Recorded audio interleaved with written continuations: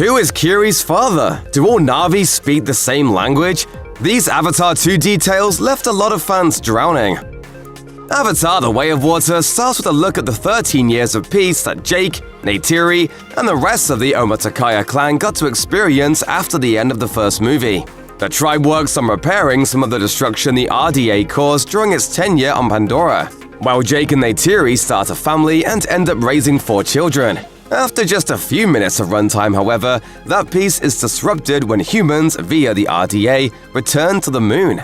To some, it looks like the massive spacefaring vessels that people use to travel the stars land on Pandora, destroying huge swaths of the ecosystem in the process. What actually happens is much darker. The starships that humanity uses to get to Pandora can't actually land on the surface of the planet. Humans need to use smaller shuttles to get to the ground, but when they return to Pandora, they momentarily dip their larger ships into the moon's atmosphere. By doing that, they're able to use their engines to burn away the forest and establish a new mining colony directly over a large deposit of unobtainium. Yeah, can we just take this down a couple of notches?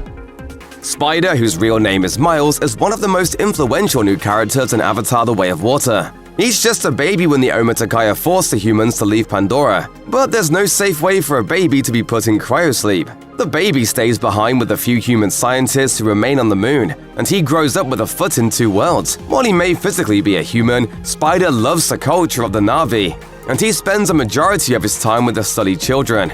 It doesn't take long for the film to reveal that Spider's father was actually Quaritch from the first Avatar. However, the film never explains who Spider's mother is. Fans might walk out of the theater thinking that Spider's mother left Pandora with the other humans, abandoning her son on the moon. But that isn't the case at all. Spider's first introduction to the Avatar universe came in the comic The High Ground, where it was revealed that his mother was a pilot working on Pandora who died during the fight with the Omaticaya. It turns out that both of his parents were working to kill the people who would end up raising their son. One of the biggest surprises in Avatar: The Way of Water is Stephen Lang's return as Quaritch, the aggressively militaristic leader of the RDA encampment in the first movie. He happily destroyed Home Tree and dreamed of crushing the Omaticaya completely. Then he and Jake Sully squared off, and Neytiri ended his life with a well-timed arrow. In The Way of Water, not only is Quaritch back, but he's also blue. So how did this happen? At some point during the events of the original Avatar, the RDA made a scan of Quaritch's brain. His experience on Pandora was so valuable that the RDA wanted to preserve it for a worst-case scenario that resulted in Quaritch's death. When the Omaticaya booted the humans off Pandora, the scan got sent back to Earth. There, the RDA inserted Quaritch's memories and personalities into a vat-grown Na'vi body, so they could send him back to the moon with a whole new range of abilities unavailable to humans. Quaritch in The Way of Water is basically a clone of his former self, but there's no telling what effect his new physiology will ultimately have on his personality and views on Pandora.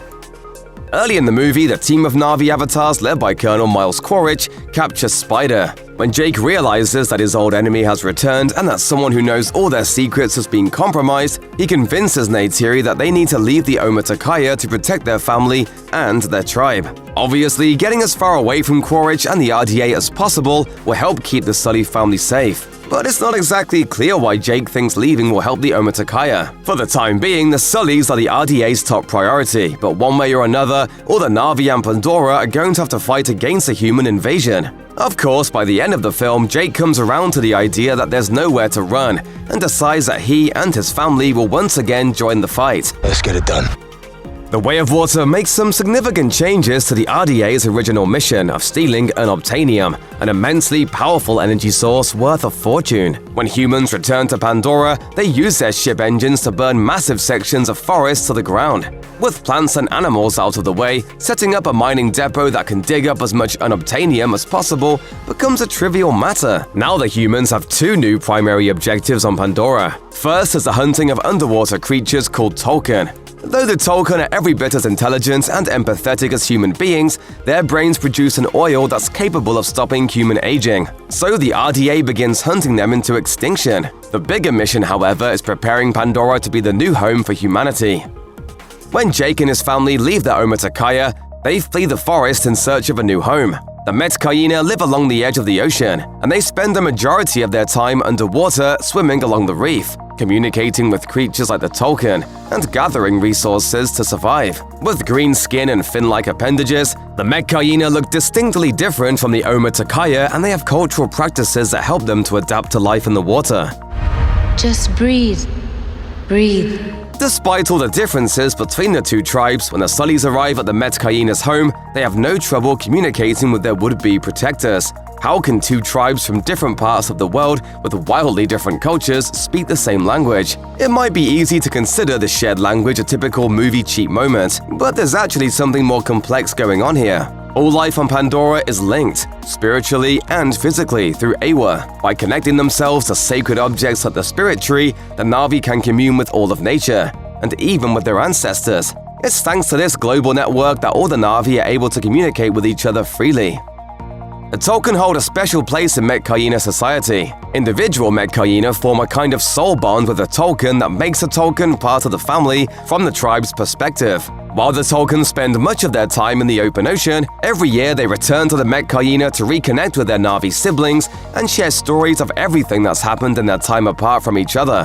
The Metkayina and the Tulkun don't speak the same language, but they do manage to communicate with each other effectively. For the most part, the Metkayina talk to their soul siblings with a kind of sign language that lets them form words while staying underwater. The Tulkun speak with their own language and communicate as much as they can through their actions. The fact that the Metkayina and the Tulkun understand each other probably has a little to do with their connection through Awa. It also speaks to the incredible intelligence of the Tulkun and the length of time the two groups have been connected to each other. Kiri is one of the most mysterious characters in Avatar: The Way of Water. Near the end of the original Avatar, Jake and the Omaticaya attempt to save the life of Dr. Grace Augustine by permanently transferring her consciousness into her avatar. Unfortunately, Grace doesn't survive the process, but her avatar remains physically alive and gives birth to Kiri sometime after the film ends. Jake and Neytiri adopt Kiri into their family. In the 13 years between the two films, no one steps forward as Kiri's father. Kiri obviously loves being a member of the Sully family, but she still wonders who her real father could be. While communing with the spirit tree, Kiri gets the opportunity to speak with Grace's consciousness. She asks about her father, but before Grace can answer, Kiri begins having a seizure, severing her connection to the spirit tree. The story behind Kiri's conception left more than one fan confused, but it's clearly a mystery that's being set up for a future movie to explore. When Kiri has a seizure during her visit to the spirit tree, she nearly drowns. After that, she's unconscious and in critical condition, so Norm and Max arrive at the Metkayina village via helicopter to treat Kiri. Ultimately, it's Ronal's healing practices that save Kiri for some unknown reason. But Norm tells Jake about Kiri's seizure and warns him not to let his adopted daughter return to the spirit tree. Considering that the Sullys traveled all the way to the Metkayina village to separate themselves from the resistance fight happening back in the forest, it seems strange that Jake has a way to communicate with his human friends. The movie doesn't show how he's able to reach out to Norm and Max, but it's possible that his regular wearable comms device has a range that reaches all the way back home. The helicopter flight to the village ends up cluing Quaritch and his team into the Sullys' location, so hopefully Jake learns to operate a little more under the radar in the future. Throughout the movie, Kiri demonstrates a connection to Awa that goes beyond what the other Na'vi experience. Kiri tells Jake that she can feel Awa around her. More than once, Kiri shows off that she's able to somehow influence the natural life around her, whether through some kind of telepathic communication or outright mind control. What's especially interesting is that Kiri doesn't always influence the plants and animals around her in the same way. When she lies down in the forest, the grass pulses and ripples outward from her body. Later in the Metkayina village, Kiri moves her hands and a school of fish mimics her. But at the movie's climax, Kiri needs to physically connect to a group of plants before using them to ensnare the people chasing her. One way or another, Kiri's intense connection to Awa allows her to influence the living things in her environment. The exact rules of her influences are going to have to be sussed out by another Avatar movie. The wealth of this world isn't in the ground, it's all around us. Spider spends most of the Way of Water with Quaritch, who just so happens to be the Na'vi clone of Spider's real father. Growing up, Spider knew that his dad was the man who destroyed Home Tree and killed countless Na'vi. So when he meets Quaritch, he has no real interest in spending time with him. Quaritch, on the other hand, seems almost immediately pulled towards Spider. Quaritch makes Spider act as his Na'vi interpreter and all-around guide to Pandora. As a trade-off, Quaritch won't let the RDA torture Spider for information about the Sullys. It might be understandable if Spider becomes attached to his pseudo-father during their time together, but over and over again, Spider challenges Quaritch's actions and tries to get him to stop destroying lives. At the end of the film, Quaritch lets the Sully children get away in order to save Spider's life. Not long after that, Spider sees Quaritch drowning and pulls him onto land. Spider might have saved Quaritch as a way of returning the favor, or just because he, like the Tulkun, is committed to the idea of not killing. But either way, his choice is sure to have repercussions on the future of the Avatar story.